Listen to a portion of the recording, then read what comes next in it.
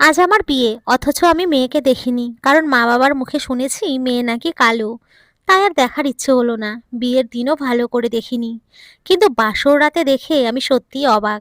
ভাবতে পারিনি আমার ভাগ্যে এমন মেয়ে ছিল। বাধ্য হয়ে যা করলাম তার জন্য হয়তো সে উপস্থিত ছিল না। এরপর যা হলো। আমার নাম মিস্টার মুরাদ চৌধুরী। ফ্যামিলিতে মা বাবা আর আমি আছি। আমার বাবা হানিফ চৌধুরী একজন বিজনেসম্যান। ধন দৌলত অভিজাত্যের কোনো কিছুরই অভাব নেই, কিন্তু সব সময় নিজেকে সাধারণ মানুষের মতো রাখতে চান। আমিও আমার বাবার বিপরীত হইনি। আমার বাবা আমাকে তার মতো করে মানুষ করেছে। এখন বাবার বিজনেস আমি দেখাশোনা করি। দেখতে হ্যান্ডসাম, গায়ের রং ফর্সা, বলিষ্ঠ দেহধারী একজন যুবক আমি। যে কোনো মেয়ের চোখ আটকে যায় আমাকে দেখলে, কিন্তু আমি এসবের ধার ধারি না। তবে কয়েক বছর আগে থেকে আলমদের সাথে ওঠা বসা শুরু করি। 5 ওয়াক্ত নামাজ পড়া, কোরআন পড়া, হাদিস সম্পর্কে জানা, সব কিছুতেই আমার আগ্রহ আছে। সেই অনুযায়ী আমি আলেমদের মতোই চলি। তবে আমি পড়াশোনা কমপ্লিট করেছি কলেজ ভার্সিটিতে। আমার খুব ইচ্ছে একজন মাদ্রাসা পড়ুয়া মেয়ে বিয়ে করব, আর বাকিটা আল্লাহর ইচ্ছে। একদিন মা বাবা ডেকে কাছে বসায়, তারপর বাবা বলে, মুরাদ, আমি তোমার বিয়ের কথা ভাবছি। তোমার কি মতামত? আমি বললাম, বাবা, আমাকে নিয়ে আপনি যা ভাববেন তাতে আমি সম্মতি জানাবো। বাবা বলে, বেশ, আমি তোমার জন্য একটা মেয়ে ঠিক করেছি, আশা করি তোমার কোনো আপত্তি থাকবে না। তবে মেয়ে দেখতে কালো, কলেজে পড়ে, এমনিতে অনেক ভালো। এই কথা শুনে আমি একটু আপসেট হয়ে পড়লাম। আমার ইচ্ছে মাদ্রাসার মেয়ে বিয়ে করা, কলেজের মেয়ে নয়। কারণ কলেজের মেয়েদের লজ্জা শরম থাকে না, তাও আবার বলছে মেয়ে কালো। মনে মনে এসবই ভাবছি। আমাকে চুপ দেখে বাবা বলে, কি হলো, এত কি ভাবছো? আমি বললাম, বাবা, আমি আলেম মেয়ে বিয়ে করতে চাই। আর তাছাড়া তুমি বলছো মেয়ে কালো। কিন্তু বাবা, আমি কালো মেয়ে বিয়ে করব না। বাবা বলে, মেয়েটা কালো হলেও অনেক ভালো, কলেজে পড়লেও কোনো আলেম মেয়েদের থেকে কম না। আর গায়ের রঙে কি আসে যায়, মানুষের রূপ যৌবন তো আর সারা জীবন থাকে না। আজ আছে তো কাল নেই। যেই মানুষটা তোমার সাথে থাকবে সে ভালো হলেই ভালো। আমি বললাম, কিন্তু বাবা। আমার কথা শেষ হতে না দিয়েই বাবা বলে, আর কোনো কিন্তু নয়, আমি মেয়ের বাবাকে কথা দিয়ে এসেছি। আমি ঠিক আছে বলে রুমে চলে আসলাম। মা বাবাকে কষ্ট দিতে চাইনি, তাই বিয়েতে রাজি হয়ে গেলাম। ভাগ্যে যা আছে দেখা যাবে। ওইদিকে মেয়ের মা মেয়েকে বলছে বিয়ের কথা। মেয়ে বলে, আমি এখন বিয়ে করতে চাই না, আরও পড়াশোনা করতে চাই। মা বলে, আমি জানি তুই আরও পড়তে চাস, কিন্তু মা, তোর বাবার শরীরের অবস্থা দিন দিন খারাপ হয়ে যাচ্ছে। আজ আছে তো কাল নেই, আর তেমন ভালো কোনো সম্বন্ধও আসছে না। মেয়ে বলে, ঠিক আছে, আমি বিয়ে করব। কিন্তু মা, আমি আলেম ছেলেকে বিয়ে করার খুব ইচ্ছে। মা বলে, খোঁজ তো আর কম করা হলো না, যেই শোনে তুই কালো সেই বিয়েতে না করে দেয়। বল তিশা, আমি কি করব? তুই না করিস না এই বিয়েতে, কেঁদে কেঁদে বলে। তিশা বলে, ঠিক আছে মা, কিন্তু মা, ছেলেরা তো বড় লোক, সে কি আমার মতো কালো মেয়েকে বিয়ে করবে? মা বলে, ছেলে তার বাবা মায়ের পছন্দে বিয়ে করবে, আর ছেলের বাবা মায়ের তোকে পছন্দ হয়েছে। এরপর মা বাবার কথা চিন্তা করে তিশা আর অমত করলো না। এতক্ষণ যে মেয়ের বিয়ের কথা চলল তার নাম তিশা, এবার ইন্টার সেকেন্ড ইয়ারে পড়ছে। কলেজে পড়লেও দিনদার মেয়ে, কলেজে কখনো বেপর্দা হয়ে যায়নি। নিয়মিত 5 ওয়াক্ত সালাত আদায় করে। ওর বাবা হার্টের রোগী। এর আগে একবার ব্রেন স্ট্রোক করেছিল। তিশার অনেক ভালো জায়গা থেকে বিয়ের সম্বন্ধ আসে, কিন্তু সে কালো বলে কেউ বিয়ে করতে চায় না। কালো হলেও তিশার চেহারা অনেক মায়াবী। বড় পাপড়ি বিশিষ্ট টানা টানা চোখ, ঘন কালো লম্বা লম্বা চুল তার চেহারাকে আরো আকর্ষণীয় করেছে। কিন্তু বেশিরভাগ মানুষের চাহিদা ফর্সা মেয়েদের প্রতি, তাই তিশাকে প্রথম দেখাতে কেউই পছন্দ করে না। অথচ রাসূল বলেছেন বিয়ের ক্ষেত্রে দিনদারিকে প্রাধান্য দিতে বলেছেন, কিন্তু আমাদের সমাজ মেয়েদের সৌন্দর্যকেই প্রাধান্য দিয়েছে। যাই হোক, দেখতে দেখতে বিয়ের দিন চলে এলো। আজ আমার বিয়ে। সবকিছুর আয়োজন চলছে। একটু পরে বরযাত্রী নিয়ে গেলাম তিশাদের বাড়িতে। আমাদের নিয়ে যাওয়া প্রসাধনী দিয়ে তিশাকে সাজানো হলো। আমার কথা অনুযায়ী তিশাকে বোরকা পরানো হলো। এরই মধ্যে তিশার ব্রেস্ট ফ্রেন্ড রাইসা চলে এসেছে, হাতে অনেকগুলো বই আর একটা নীল ডায়েরি। তিশা বলে, কি রে, এত দেরি করলি কেন? রাইসা বলে, ইস, একটু দেরি হয়ে গেল, প্লিজ কিছু মনে করিস না। তিশা বলে, এতগুলো বই? রাইসা বলে, তোর জন্য নিয়ে আসলাম। এই বইগুলো অনেক ভালো, দাম্পত্য জীবনে সুখী করার জন্য ইসলামিকভাবে অনেক সুন্দর সুন্দর টিপস দেওয়া আছে। তিশা বলে, বাহ, খুব খুশি হলাম। রাইসা বলে, আমি তো জানি আমার ফ্রেন্ড বই পড়তে খুব ভালোবাসে। আর শোন, এই যে এই নীল ডায়েরি শুধু তোর জন্য। ডায়েরি লিখতে ভালোবাসিস, তাই অনেক খুঁজে কিনলাম। তিশা বলে, মাশাল্লাহ, এর আগের গোলাপি ডায়েরির থেকেও এটা বেশি সুন্দর। রাইসা বলে, এই ডায়েরিতে আজ থেকে লেখা শুরু করবি। বিয়ের পর লেখার জন্য এটা দিলাম। অন্যগুলোতে লিখলেও এই ডায়েরিতে শুধু বিয়ের পরের দাম্পত্য জীবনের কথাগুলো লিখবি। এটা আমার আবদার। তিশা মুচকি হেসে বলে, ঠিক আছে। তারপর বিয়ের কাজ সম্পন্ন হলো। এখন তিশার বিদায়ের পালা, তাই বাহিরে আসে, কিন্তু আমাকে চিনতে পারেনি। এর আগে আমাকে কোনোদিন দেখেনি। রাইসা আমাকে চিনিয়ে দেয়। তিশা তো আমাকে দেখে আকাশ থেকে পড়লো, মনে মনে বলে মাশাল্লাহ, এত সুন্দর ছেলে, তাও আবার জুব্বা পরেছে, সাথে পাগড়িও আছে, আলহামদুলিল্লাহ। আমি তো এমনই একজন চেয়েছিলাম, আল্লাহর কাছে হাজারো শুক্রিয়া। কলেজে পড়া ছেলে হয়েও সুন্নতি লেবাস, আমাকে প্রথম দেখেই তিশার ভালো লেগে গেছে। কিন্তু তার মনে অনেক প্রশ্ন, আমি কি তার মতো কালো মেয়েকে মেনে নেব? তারপর সবাইকে বিদায় জানিয়ে তিশাকে নিয়ে নিজের বাড়িতে এলাম। পুরো রাস্তাটা মেয়েটা কান্না করতে করতে এসেছে। শত হলেও মা বাবাকে ছেড়ে আসছে, খারাপ তো লাগারই কথা। আমার পাশে বসে কান্না করা সত্ত্বেও আমি কিছু করতে পারিনি। কারণ আমি এর আগে কখনো কোনো মেয়ের পাশে বসিনি, কোনো মেয়ের সাথে ফ্রেন্ডলিভাবে কথাও বলিনি। তাই চুপচাপ থাকাটাই স্নেহ মনে করলাম।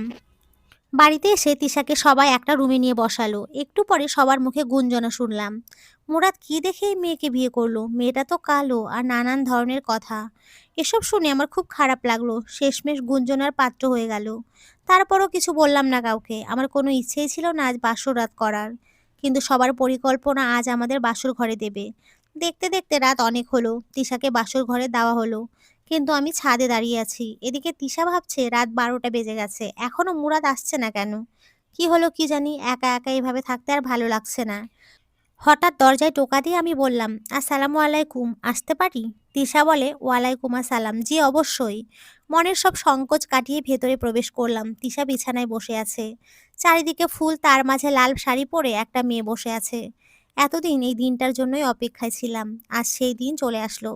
কিন্তু আগের মতো সেই ফিলিংস কাজ করছে না। রুমের মধ্যে এসে দাঁড়িয়ে গেলাম।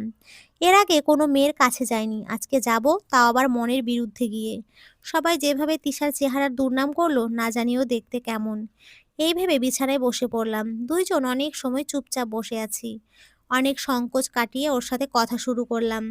আমি বললাম, রাতে খেতে কোনো সমস্যা হয়নি তো? তিশা বলে, না কোনো সমস্যা হয়নি। আমি বললাম, বাবা মায়ের সাথে কথা বলেছো এখানে এসে? তিশা বলে, জি বলেছি, আম্মুর মোবাইল থেকে কথা হয়েছে। এবার বললাম আসল কথা, আমি কি তোমার মুখ দেখতে পারি? তিশা বলে, এখন থেকে আমার উপরে তোমার সম্পূর্ণ অধিকার আছে, তুমি অবশ্যই দেখতে পারো।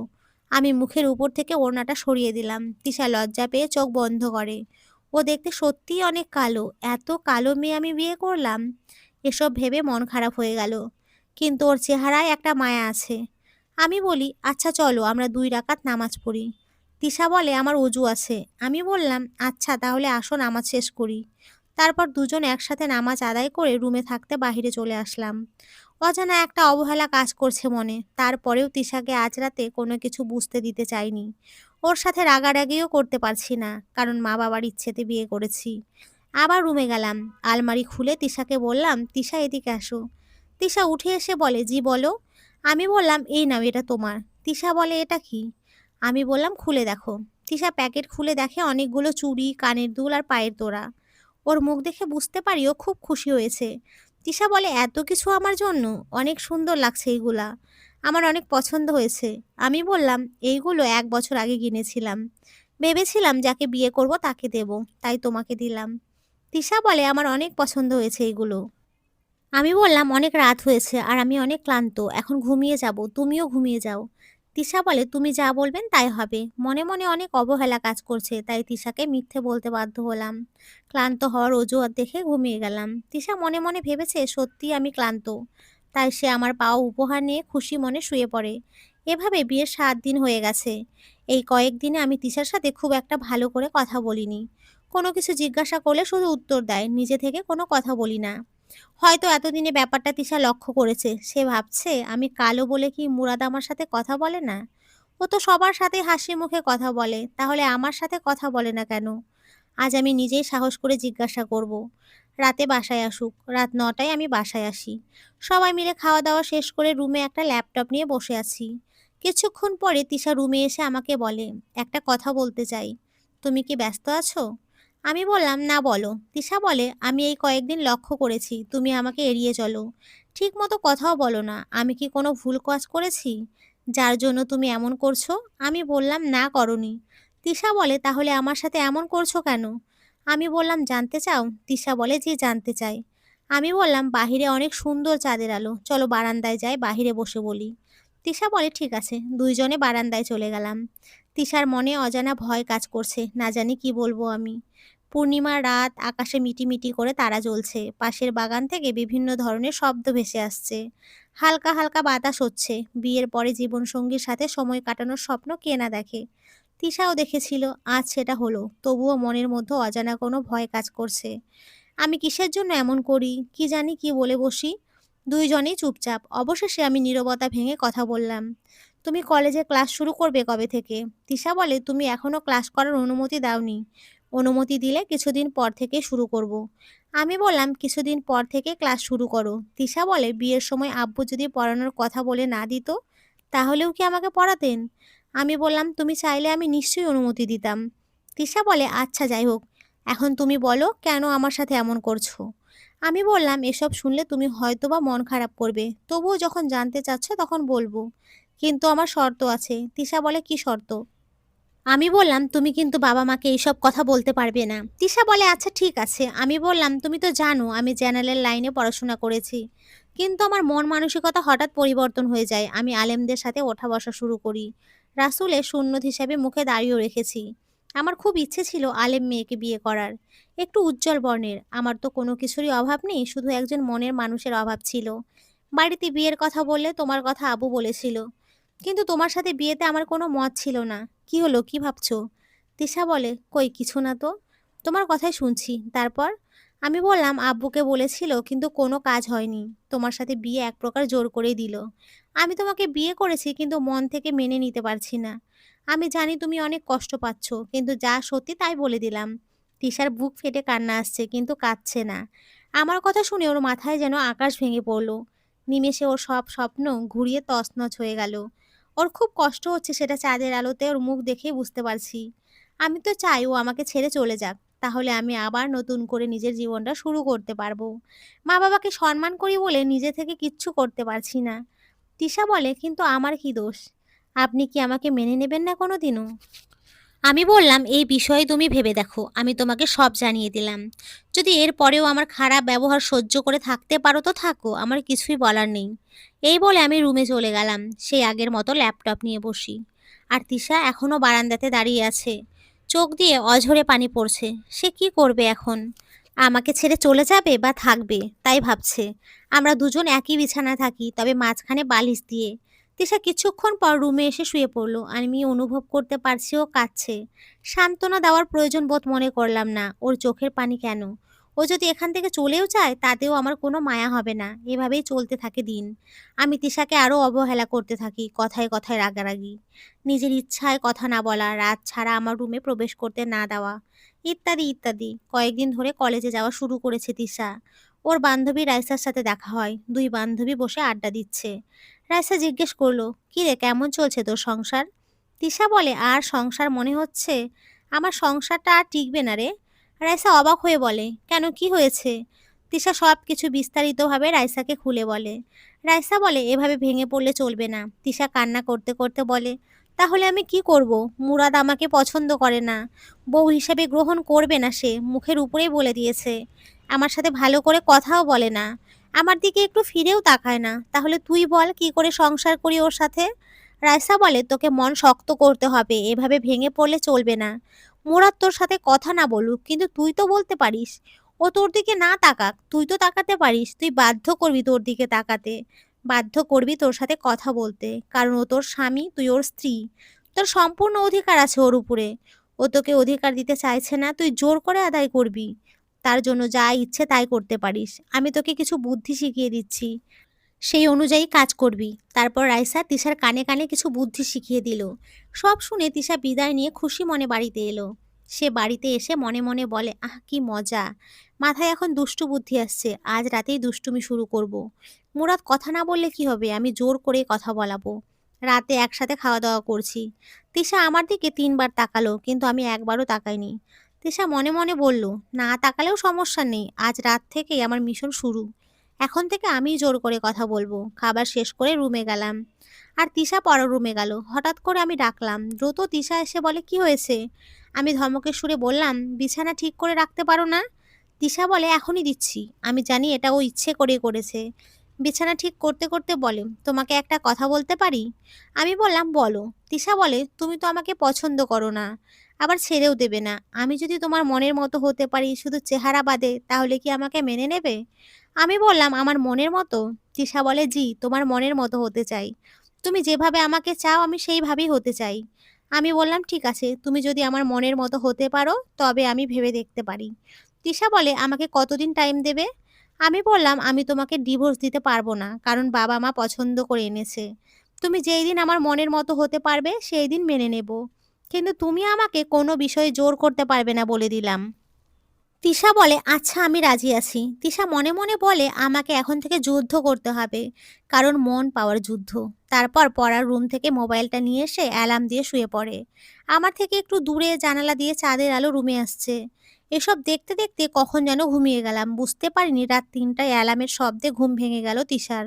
সে আস্তে আস্তে বিছানা থেকে নেমে বাথরুমে গিয়ে অজু করে আসে। আমার দিকে তাকিয়ে ভাবছে, ডাকতেও ইচ্ছে হচ্ছে, আবার ভয়ও লাগছে। একবার ডাকবো, আস্তে আস্তে কাছে আসে, ডাকতে সাহস পাচ্ছে না।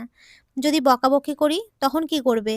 এসব ভাবতে ভাবতে বলে, না, একবার ডেকেই দেখি, যা হবার হবে। বুকে সাহস জমিয়ে ডাকলো আমাকে। আমি গভীর ঘুমে মগ্ন।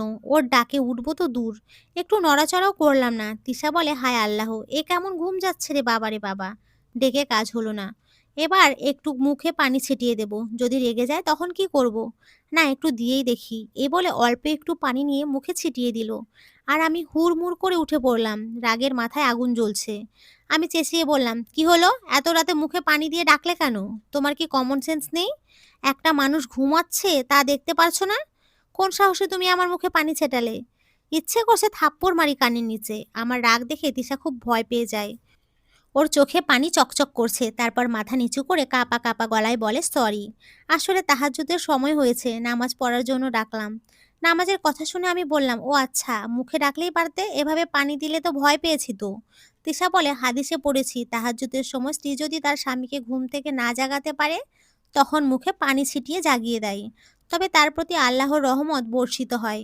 আমি তোমাকে ডেকেছিলাম কিন্তু তুমি ওঠোনি, তাই হাদিস অনুযায়ী জাগিয়েছি। আমার যদি ভুল হয়ে থাকে তাহলে ক্ষমা করো। আমি রাগ শান্ত করে বললাম, ঠিক আছে, আমি অজু করে আসছি। এই বলে উঠে চলে গেলাম। তিশা বুকে হাত দিয়ে বলে, উফ, জোর বাঁচা বেঁচে গেছি। ভাগ্যিস গায়ে হাত তোলেনি। তারপর দুজন মিলে তাহাজ্জুদের নামাজ পড়লাম। সেই থেকে প্রতিদিন রাতে নামাজ পড়া শুরু করলাম। আজ সকালে প্রাইভেট কারে করে কলেজে দিতে গেলাম। ভাবতেও পারছে না আমি ওকে কলেজে নিয়ে যাব, তাও আবার আমার পাশে বসে। এইভাবে প্রায় ৩ মাস কেটে গেল। একদিন রাতে ঘুমিয়ে আছি, আনুমানিক রাত ২টো হবে। হঠাৎ ঝোড়ো হাওয়ার দাপটে আমার ঘুম ভেঙে যায়, কারণ মাথার পাশে জানালা খোলা ছিল। আকাশে একটু পরপর বিদ্যুৎ চমকাচ্ছে। তার আলোতে তিশার দিকে চোখ আটকে গেল। আমি অপলকহীনভাবে তাকিয়ে আছি। অন্যরকম একটা মায়া সৃষ্টি হয়েছে ওর প্রতি। এত ঝড় বৃষ্টির আওয়াজে ও নিদ্রায় মগ্ন। আবার বলে কি না, আমার নাকি ঘুম অনেক ভারী, আর এখন দেখো কুমড়ো কাণ্ডের মতো কে ঘুমোচ্ছে। মনে মনে হাসি পেল। আমি উঠে জানালা লাগিয়ে দিলাম। তারপর ওর পাশে এসে শুয়ে পড়লাম, কিন্তু ঘুম আসছে না। জানি না কেন, জানি মনে হচ্ছে ওকে জড়িয়ে ধরতে। কেন মনে হচ্ছে তাও জানি না, আর পারছি না নিজেকে ধরে রাখতে। মাঝখান থেকে বালিশটা সরিয়ে তিশাকে জড়িয়ে ধরি। খুব ধীরে ধীরে ওর কপালে কিস করি, তাতেও আমি ক্ষান্ত হতে পারছি না। আস্তে আস্তে আরো কাছে টেনে নিলাম, খুব আলতো করে আদর করতে থাকি। ওর ঠোঁটের মাঝে নিজের ঠোঁট মিশিয়ে দিলাম। আমি খুব উত্তেজিত হয়ে আছি, তারপরও সেটা দমিয়ে রেখে কিছুক্ষণ আদর করে সরে পড়লাম। কি মেরে বাবা, পুরো ২০ মিনিট ধরে আদর করলাম, অথচ একটুও টের পেল না। ভালোই হয়েছে আমার জন্য। ঝড় বৃষ্টির কারণে রাতে আর ওঠা হলো না নামাজ পড়ার জন্য। সকালে ঘুম থেকে উঠিয়ে তিশার ডাকে। তিশা বলে, এই ওঠো, সকাল ৮টা বাজে। আমি ঘুম ঘুম ভাব নিয়ে বলি, ঠিক আছে, তুমি যাও, আমি আসছি। তিশা বলে, তাড়াতাড়ি আসো, নাস্তার টেবিলে সবাই অপেক্ষা করছে। আমি ওকে দেখে মুচকি হাসছি। তিশা বলে, কি ব্যাপার, তুমি হাসছো কেন? আমি বললাম, কিছু না। তারপর উঠে ফ্রেশ হয়ে নাস্তা করে অফিসে চলে গেলাম। তিশাকে বাবা কলেজে নিয়ে গেছে। কাল ঝড় বৃষ্টির রাতে ক্ষণিকের মোহর জন্য হয়তো তিশাকে কাছে টেনেছি, কিন্তু আমি এখনো তিশাকে মন থেকে মেনে নিতে পারি না। জানি না পারবো কিনা। ৩ মাস ধরে কম অবহেলা করিনি, কিন্তু যাওয়ার নামই নিচ্ছে না। আমাকে আরো কঠোর হতে হবে। আমি অফিসে বসে ভাবছি কথাগুলো। আজ বাসায় গিয়ে অনেক কাজ দেব। সেই অনুযায়ী বাসায় এসে তিশাকে অনেকগুলো কাজ করতে দেই। এদিকে তিশা ভাবছে, আজ এত কাজ দিল কেন হঠাৎ? এত কাজ কি একা একা করা যায়? কখন কাজ শেষ হবে, কখন আমি পড়তে বসবো। রাতে খাবার শেষ করে রুমে গিয়ে তিশাকে ডাকলাম। আমার ডাক শুনে তিশা বুঝতে পারে আমি রেগে আছি। সে মনে মনে বলে, আজ আবার কি হলো? আমি তো আজ কোনো মজা করিনি, তাহলে কেন রেগে আছে? এসব ভাবতে ভাবতে রুমে আসে। আমি চোখ বড় বড় করে তাকিয়ে আছি। তিশা এক নজর আমার দিকে তাকিয়ে নিয়ে বলে, এমন করে কি দেখছো? আমি বললাম, কি ভাবো নিজেকে, খুব চালাক? মনে করো আমি কিচ্ছু বুঝি না, আমি ছোট খোকা? তিশা বলে, আমি কি করেছি? আমি বললাম, চুপ, একদম চুপ, আর একটা কথাও বলবে না। তোমাকে না বলেছি আমার পেছনে লাগবে না? বারবার না করা সত্ত্বেও তুমি মন মর্জি করছো। এখন চুপ করে আছো কেন? তিশা বলে, তুমিই তো বললে চুপ করে থাকার জন্য। আমি বললাম, আবার কথা বলো। তিশা বলে, ঠিক আছে, আমি পড়তে যাচ্ছি, কিছু লাগলে ডেকো। এই বলে আমাকে ইগনোর করে চলে যাচ্ছে। আমি হঠাৎ ওর হাত ধরে টেনে দাঁড় করিয়ে বলি, তোমার সাহস তো কম না, আমার কথার জবাব না দিয়ে চলে যাচ্ছ? দাঁড়াও, আমাকে ইগনোর করার শাস্তি তোমাকে পেতে হবে। এই বলে আমি যা করলাম তা দেখে তিশা ভয় পেয়ে গেল। তার হাত পা থরথর করে কাঁপছে। সে ভাবতে পারেনি রেগে গেলে আমি এমন করি। এরপর যা হলো, আজকের গল্প এখানেই সমাপ্ত। গল্পের বাকি অংশ পেয়ে যাবেন আগামী পর্বে। আল্লাহ হাফেজ বন্ধুরা, তোমরা সকলে খুব ভালো থেকো, সুস্থ থেকো। সকলকে অসংখ্য ধন্যবাদ। নমস্কার বন্ধুরা।